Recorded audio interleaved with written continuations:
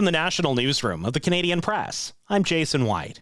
Canadians arriving home from the Middle East are describing a long and anxious process to get out. U.S. and Israeli attacks on Iran have shut down airspace and forced thousands of flights to be cancelled.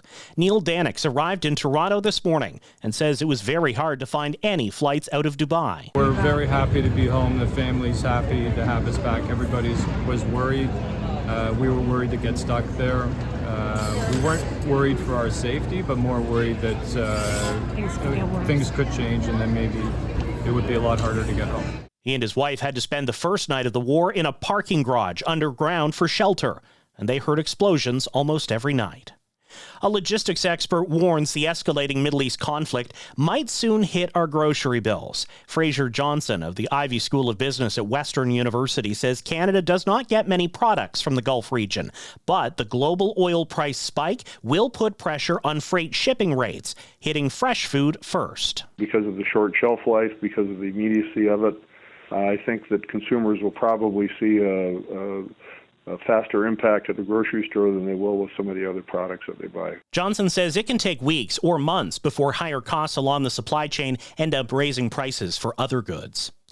It appears billionaire Frank Stronach will be found not guilty on some charges at his sexual assault trial. The judge has indicated a not guilty verdict will be entered on an attempted rape charge where the Crown has admitted it can't meet the threshold. A not guilty verdict will also be entered on charges related to the sixth of 7 complainants, but the judge did not specify when. Canada-U.S. Trade Minister Dominic LeBlanc has met with his American counterpart in Washington, D.C. to discuss free trade. They talked about the upcoming review of the Canada-U.S.-Mexico agreement, even though formal negotiations have not yet begun. But this meeting is seen as a thaw in relations between the two countries. U.S. Customs and Border Protection says it needs at least a month and a half to figure out how to refund tariffs. The U.S. Supreme Court ruled some of President Donald Trump's tariffs are illegal. Another court has ordered refunds. A U.S. Customs and Border Protection spokesperson says 330,000 American importers paid the now illegal tariffs. 1 year after Hudson's Bay started winding down, a new department store is building its own empire. Sabion's replaced a Hudson's Bay in Victoria, mostly selling European goods.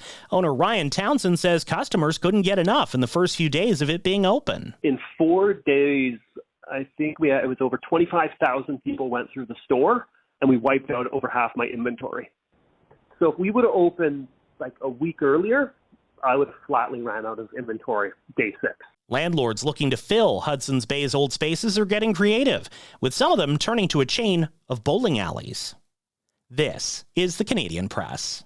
In sports, Alberta's Kevin Cooey and Manitoba's Matt Dunstone have won their first playoff games at the Canadian Men's Curling Championship. 4-time Brier champion Cooey and last year's runner-up Dunstone will meet in tomorrow's Page playoff between the top 2 seeds.